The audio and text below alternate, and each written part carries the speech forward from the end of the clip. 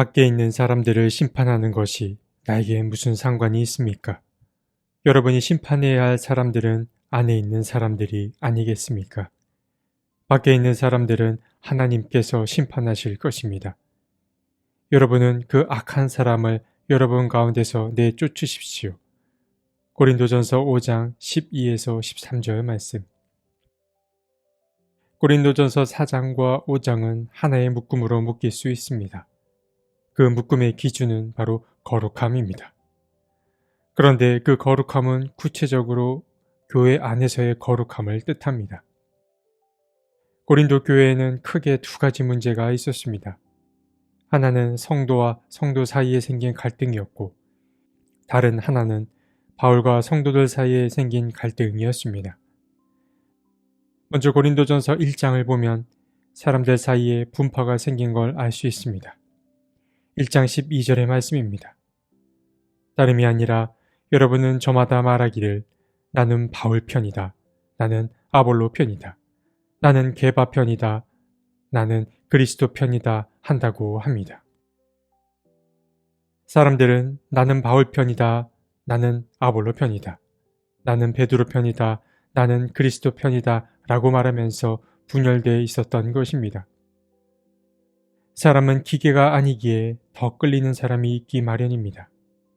그러나 바울은 그리스도가 한 분이셨음을 강조하면서 분열과 분쟁은 옳은 일이 아니라고 말합니다. 그리고 또 다른 한 가지 문제는 바울과 성도들 간에 생긴 문제라 말씀드렸습니다. 사람들은 바울의 사도권을 인정하지 않았습니다.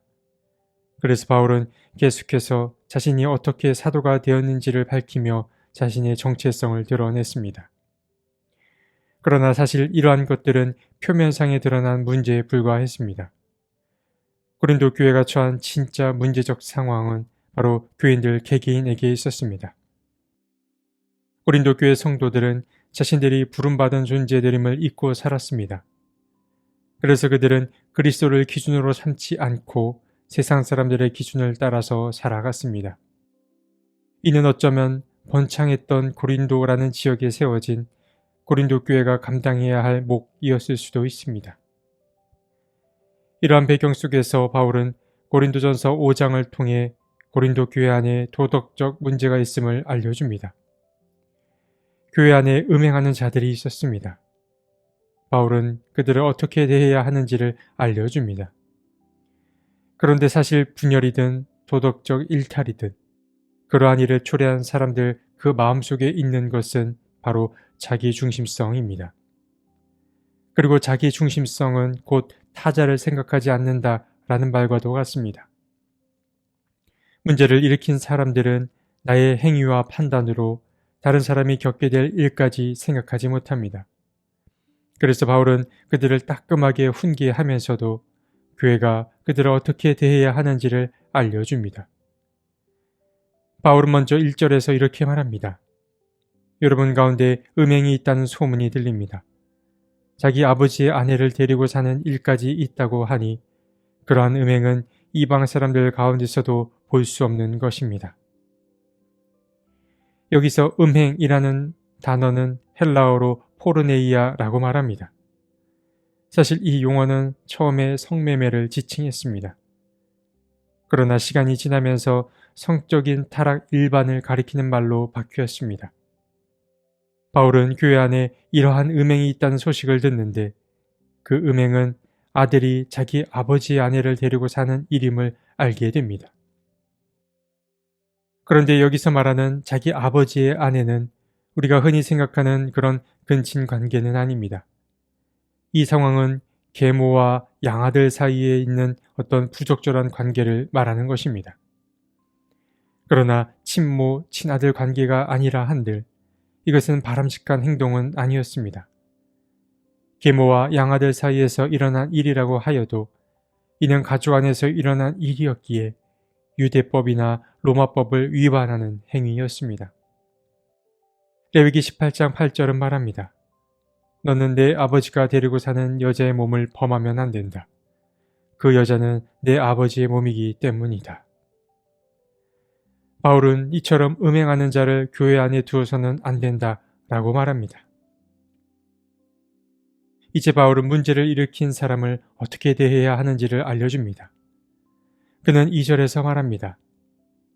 그러한 일을 저지른 자를 여러분 가운데서 제거해야 하지 않겠습니까? 라고 말했습니다. 이어서 바울은 이 이야기를 뒷받침할 근거를 제시합니다. 바울은 누룩을 예로 듭니다.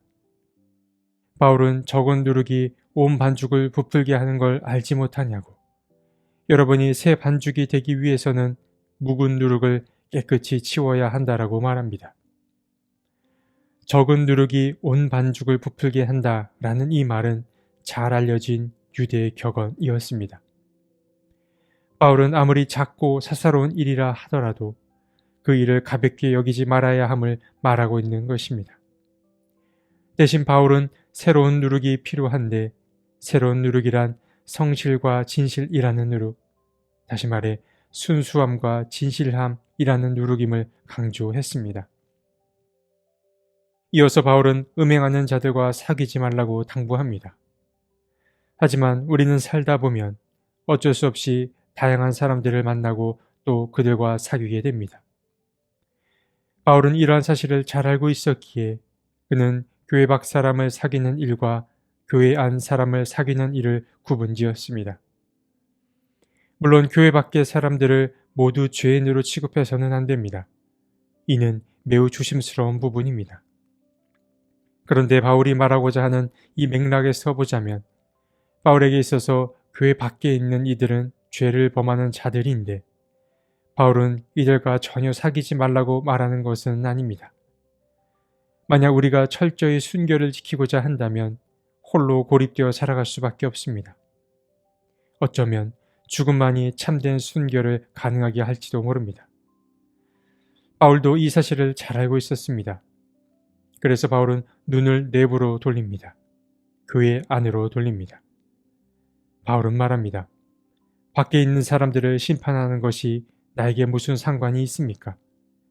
여러분이 심판해야 할 사람들은 안에 있는 사람들이 아닙니까? 바울은 밖에 있는 사람은 하나님께서 알아서 심판하실 것이니 교회 내부에서 문제를 일으키는 회중을 준엄하게 다루기를 바라고 있습니다. 오늘 바울이 전하는 고린도전서 5장의 이야기는 분명 조심스러운 부분이 있습니다. 만약 우리가 교회 내부에서 문제를 일으키거나 분쟁과 분란을 일으키는 사람을 모두 내쫓게 된다면 교회는 너무 경직될 것이고 또 교회 안에 얼마나 많은 사람이 남게 될지 염려되기 때문입니다. 우리는 누구나 부족합니다. 그리고 우리는 누구나 죄에서 자유할 수 없습니다. 우리는 바울의 마음을 들여다봐야 합니다. 바울의 관심은 늘 교회 내부를 향했습니다. 교회에 대한 애정으로 그는 가득 찼습니다. 문제를 일으키는 사람들을 엄하게 다루는 이유는 바울이 교회의 거룩함을 유지하기 위한 불가피한 조치였을 것입니다. 그랬기에 그는 교회 내에서 일어나는 일에 대해 냉정했고 또 교회 내 문제에 있어서 명확히 선을 그었던 것입니다. 바울은 늘 성도들이 바른 길을 걷기를 바랐습니다. 상처난 부분은 감싸고 치료해야 합니다. 그러나 때로 어떤 상처는 도려내야 할 때도 있는 법입니다. 분명히 드러난 문제가 아닌 이상 이 판단은 매우 조심스럽고 또 천천히 진행되어야 할 것입니다. 우리는 타인을 향해 이러한 척도를 들이대기에 앞서 자신을 돌아보는 척도로 삼았으면 좋겠습니다. 오늘 우리에게 도착한 바울의 메시지가 자신을 돌아보게 하는 반성의 말씀이 되었으면 참 좋겠습니다. 하나님, 살다 보면 우리는 늘 두 가지 상황에 놓이게 됩니다. 하나는 계속 만나는 사람만 만나게 되는 그 한계적인 상황과 또 다른 하나는 다양한 사람을 만날 수밖에 없는 열린 상황입니다. 두 상황 모두 좋은 점과 아쉬운 점이 있을 수밖에 없습니다. 주님, 우리를 선한 길로 인도해 주셔서 어떤 만남을 갖든 나의 만남이 사람들 앞에 선한 열매로 나타나게 해 주옵소서. 아멘.